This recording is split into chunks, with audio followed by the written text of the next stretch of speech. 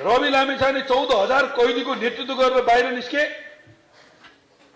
500 भन्दा बढी चौकी जले, 1200 भन्दा बढी हतियार लुटिए, लाखौं गोली लुटियो।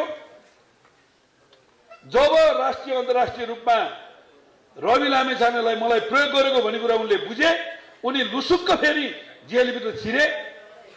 हिजो ड्राइभर हत्या भएको प्रकरण, हिजो 100 पत्रकारले आत्महत्या गरेको प्रकरण, 2टा पासपोर्ट बनाएको प्रकरण, 2टा नाइटा बनाएको प्रकरण, अनेक प्रकरण अस्थिर राजनीतिको भित्रको फोहोर खेलभित्र रहेर रवि लामिछानेले मिलाए।